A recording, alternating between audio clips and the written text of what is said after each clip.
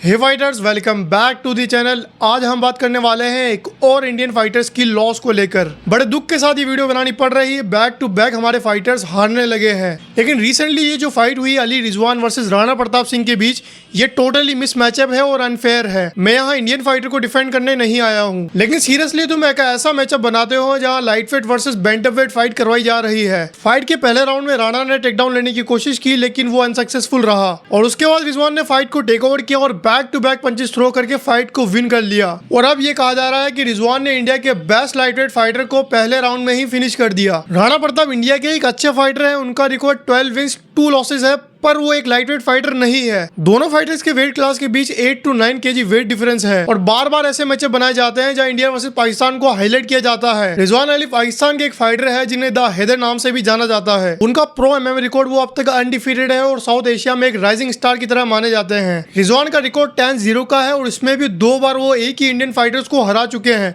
और अब ये तीसरी बार था। 2024 में उन्होंने श्रीकांत शेखर से फाइट की थी ब्रेव सीएफ में, जहां उन्होंने इस फाइट को नॉकआउट के साथ विन किया था और उसके बाद इन दोनों का फिर से रीमैच कराया जाता है, जिसका कोई भी सेंस नहीं बनता। अगर मैं आपको श्रीकांत के बारे में बताऊं तो उनका रिकॉर्ड 7 विन 9 लॉसेस का है। श्रीकांत ने अपने करियर में कई सारी इंजरीज का सामना किया है और कई बार वो नॉकआउट भी हुए हैं। मतलब श्रीकांत इंडिया के इतने डोमिनेटिंग फाइटर नहीं थे, लेकिन उसके बाद भी उन्हें रीमैच दिया जाता है रिजवान के अगेंस्ट। ये फाइट रिकॉर्ड बनाने के अलावा और कुछ भी नहीं थी। इनके रीमैच में भी वही होता है, श्रीकांत फिर से नॉकआउट हो जाते हैं। करंटली रिजवान पाकिस्तान के टॉप लाइटवेट फाइटर्स में से है और अब उनकी फाइट करवाई जाती है इंडियन फाइटर राणा प्रताप सिंह से, जो कि एक बैंटम वेट फाइटर है। ये फाइट टोटली मिस मैचअप है। कुछ वक्त पहले रिजवान ने अंशुल जुबली को भी कॉल आउट किया था, बट अंशुल एक यूएफसी फाइटर है, उनके पास कई न्यू चैलेंजेस है, इसीलिए वो इस फाइट को पिक नहीं करेंगे। बट अगर आपको इंडिया के बेस्ट लाइटवेट फाइटर्स ही चाहिए तो आप दिगंबर जैसे फाइटर्स को चूज कर सकते हो। मतलब अगर इंडिया वर्सेस पाकिस्तान फाइट हो रही है तो आप उन फाइटर्स को सेलेक्ट करो जो कि सेम डिवीजन के हैं। इंडिया वर्सेस पाकिस्तान की हाइप बनाना मीडिया के लिए इजी होता है, लेकिन इस हाइप के साथ लोगों की एक्सपेक्टेशन भी बढ़ जाती है और कभी कभी फाइटर्स को उसकी स्किल और प्रिपरेशन को देखकर नहीं बल्कि उसकी हाइप को देखकर फाइट दे दी जाती है। ऐसे सिनेरियो में लूज होने पर why Indian fighters keep losing का क्वेश्चन आता है और ऑल ओवर वर्ल्ड में भी ये मैसेज जाता है कि इंडियन फाइटर इंटरनेशनल लेवल पर कम्पीट नहीं कर सकते। वैसे भी कुछ टाइम से Indian fighter back to back हारते जा रहे हैं, लेकिन फिर भी ये कहा जाता है कि ये एक नॉर्मल प्रोसेस है क्योंकि हमारी कंट्री मिक्स मार्शल आर्ट में स्टिल डेवलपिंग स्टेज पर है। लेकिन फिर भी मैं कहूंगा कि ऐसे मैचअप नहीं होने चाहिए और मुझे किसी भी फाइटर्स को लेकर हेट नहीं है। सभी फाइटर्स एक स्ट्रगल फेज से निकलकर यहाँ तक पहुंचते हैं। अली रिजवान पाकिस्तान के एक राइजिंग स्टार है और आगे जब हमें फ्यूचर में इंडिया वर्सेस पाकिस्तान फाइट देखने को मिले तो वो एक फेयर मैचअप हो। तो भाइयों, आपका इस फाइट को लेके क्या ओपिनियन है? कमेंट सेक्शन में अपना ओपिनियन जरूर शेयर करना और मैं आपके लिए ऐसी वीडियोस लाता रहूंगा, इसलिए चैनल को सब्सक्राइब कर लेना। मैं मिलता हूँ आपसे नेक्स्ट वीडियो में।